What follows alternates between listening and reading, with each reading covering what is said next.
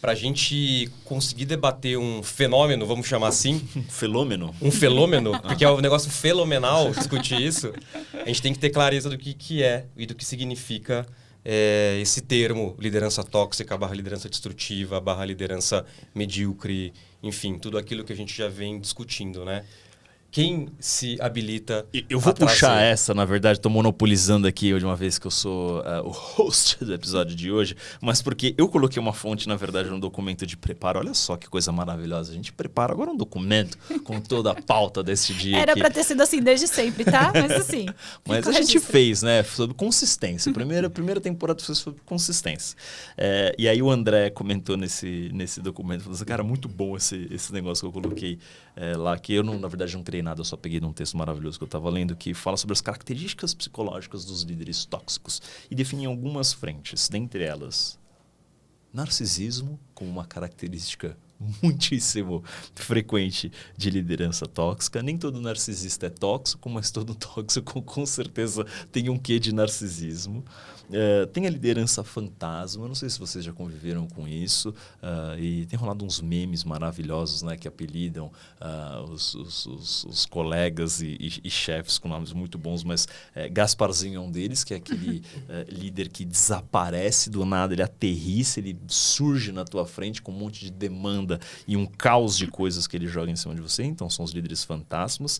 Tem o microgerenciador, e aí a gente puxa uma lista quilométrica, mas esses três me marcaram muito, que é a questão do narcisismo, dessa característica de desaparecerem e surgirem do nada, e normalmente quando surgem com essa necessidade do microgerenciamento muito exacerbada. Esse ponto, né, que você traz, Pedro, é super legal, porque lembra que eu sempre falei isso na primeira temporada, né? Quando a gente fala do fenômeno de liderança, isso não acontece no vácuo, né? Se existe um líder tóxico, tem um seguidor daquele líder tóxico, e esse relacionamento entre líder e liderado ocorre dentro de um contexto, né? Então, por isso que eu comecei a trazer a provocação, tipo, vamos tentar definir o que significa liderança tóxica. Então, você já trouxe algumas características, vamos colocar de comportamentais, traços, emocionais até, de liderança, né? Para ainda continuar nessa toada, para aqui não mudar de assunto e fazer algumas outras provocações, eu queria trazer um estudo super legal sobre líderes narcisistas, que é o seguinte... foi feito um estudo agora, faz pouco tempo, uns 2 anos, para tentar entender se a característica de narcisismo não clínico explicava... Gente, a gente nem começou e Freud já veio, entendeu? Porque assim, esse termo... Posso só voltar então no termo ou você vai falar do termo? Eu vou ainda finalizar. Mas... Psicanálise aqui, gente. Psicanálise. Então vai. Mas só para trazer. Então, o que esse estudo provou foi que profissionais narcisistas não clínicos, eles têm muito mais chance de ascender e ascender mais rápido a cargos de CEO do que não narcisistas. O que é um narcisista não clínico? Um narcisista não clínico é aquele que você não foi no divã não foi diagnosticado aí. Não foi diagnosticado. Posso? Vamos lá, Gabi. Por favor, a pessoa que é interessada, faz análise, já fez um curso. Sou iniciante, tá? Psicanalistas não me matem. Eu vou, assim, ser muito simplista na minha definição. Esse conceito é super importante na obra de Freud, acho que é de 1914 esse texto. E ele fala do narcisismo, ele tem 2 conceitos. É o narcisismo primário e o secundário. O primário é aquele que, inclusive, você está vivendo bem, que é o narcisismo do bebê, que ele nasce e ele tem certeza que ele é o universo. Porque ele não consegue entender que existe um corpo, existe um mundo e que existe limitação entre o corpo dele e o mundo. Então, é o tal da majestade do bebê que tudo é sobre ele. Então, se ele está com fome, ele chora e ele quer ser servido. É essa sensação de você ter uma energia, o que Freud chamava de libido, é a energia vital autocentrada, né? Sou eu. Depois, no desenvolvimento natural do ser humano, a gente desenvolve o narcisismo secundário, que é quando você começa a empregar a tua libido em outros objetos. Na mãe, no pai, enfim, você começa a perceber que você e o mundo são coisas distintas. E isso é importante e é saudável. Todo mundo passa pela fase de desenvolvimento do narcisismo. É por isso que é complicado quando a gente usa o narcisismo sem esse contexto, porque parece que é sempre uma coisa negativa, mas existe esse desenvolvimento natural importante para que a gente tenha autoestima, né? Para que você consiga estabelecer limite entre você e o outro. Então, para a gente exagerar aqui no conceito, quando ele fala de patologia, né, ou de transtorno, é quando a pessoa, mesmo na fase adulta dela, ele fica preso no narcisismo primário. Então, eu sou o centro do universo. Como assim? Você não acha que eu sou o centro do universo? Tudo precisa gerar em torno de mim. E por isso que esse líder narcisista, aí pode continuar em relação ao que você estava... O não clínico, que é o não patológico, ele tem um nível exacerbado de narcisismo. Talvez ele conquiste melhores resultados, né? Aí acho que é o que a gente precisa... por que compensa esse crime no mundo corporativo? Pera.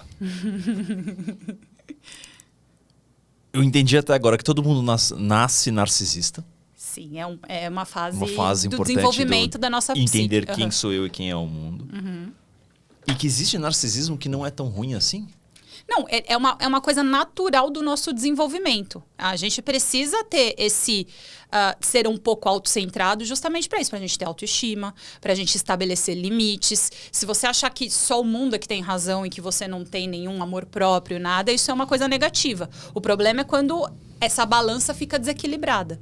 Quando vai para o extremo, aí é transtorno, aí precisa ser tratado. Eu ia trazer isso. Quais são as características que levam esse narcisismo para uma questão tóxica? Ixi. Né? Então, eu acho que a gente vai caminhando para esse universo. Talvez não precisar caminhar que não vá pelo universo da psicanálise, senão não tem fim esse episódio. E ninguém tem competência para falar sobre isso, que tem a ver com desenvolvimento humano, enfim, tem uma série de questões de desenvolvimento do IBB também. É isso, eu também não ia por esse caminho. Então, o que eu ia trazer, Gabi, é as teorias que explicam por que o narcisista tende a, mais rápido e mais cedo, ascender a cargos de liderança, é porque, cara, liderança tem um custo, e o custo é alto. E esse custo demanda energia. E geralmente narcisistas são mais... eles conseguem produzir mais energia para si próprio, eles conseguem encantar mais as pessoas através de narrativas. Porque pensa, né? O papel de um CEO, por exemplo, cara, qual que é? Primeiro, é captar capital barato para executar uma estratégia e encantar pessoas naquele storytelling, naquela narrativa para você atrair e reter talento.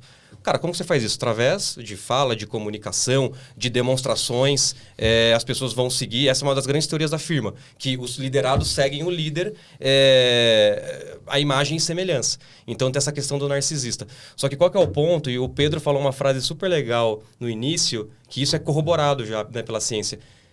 Todo líder tóxico é narcisista, mas nem todo narcisista é um líder tóxico. Então, quando a gente pega na tríade líder, liderado e contexto, já começar que, cara, quando a gente fala de liderança tóxica, geralmente, assim, quase generalizando, a gente está falando de um líder que tem características do narciso, do espelho, onde tudo olha e tudo vê.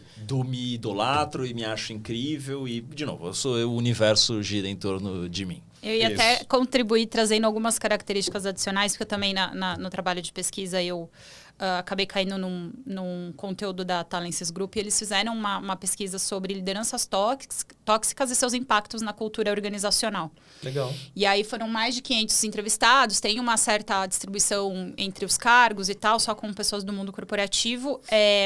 E as principais características de uma liderança tóxica que mais apareceram, né, que os respondentes falaram observar nos seus líderes, aquele líder que ele já passou e que era um líder tóxico, são 3. Abuso de poder, manipulação emocional e comunicação violenta.